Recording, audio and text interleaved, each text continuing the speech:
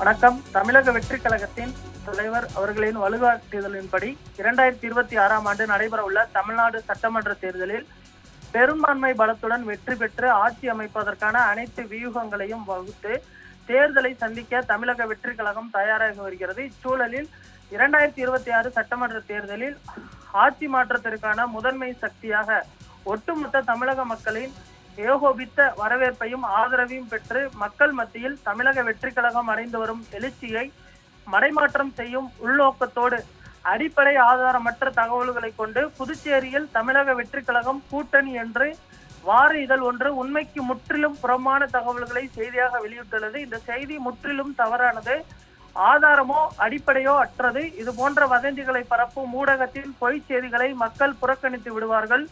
கூட்டணி தொடர்பாக தமிழக வெற்றி கழகம் புதுச்சேரி மாநிலத்தில் யாருடனும் பேச்சுவார்த்தையில் ஈடுபடவில்லை.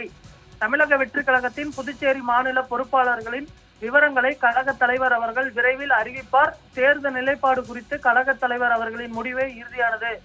எனவே மக்களை குழப்பும் நோக்கில் தமிழக வெற்றி கழகம் தொடர்பான யூகத்தின் அடிப்படையில் உண்மைக்கு புறம்பான கருத்துக்களை செய்திகளாக வெளியிடுவதை ஊடகங்கள் தவிர்க்க வேண்டும் என்று கழக தலைவர் அவர்களின் ஒப்புதலுடன் கேட்டுக்கொள்கிறேன் என்று தற்பொழுது பொதுச் செயலாளர் ஆனந்த் அவர்கள் தரப்பில் இந்த அறிக்கை வெளியிடப்பட்டிருக்கிறது. தமிழக வெற்றி கழகம் என்ஆர் காங்கிரஸ் கட்சியின் தலைவர் ரங்கசாமி அவர்களுடன் கூட்டணி அமைப்பதாக வந்த தகவல்களை தற்பொழுது தமிழக வெற்றி கழகம் முற்றிலுமாக மறுத்து இந்த அறிக்கையினை வெளியிட்டிருப்பதும் குறிப்பிடத்தக்கது. கூட்டணி தொடர்பான எந்த ஒரு பேச்சுவார்த்தையும் தற்பொழுது வரை துவங்கவில்லை என்றும் தெரிவிக்கப்பட்டிருக்கிறது.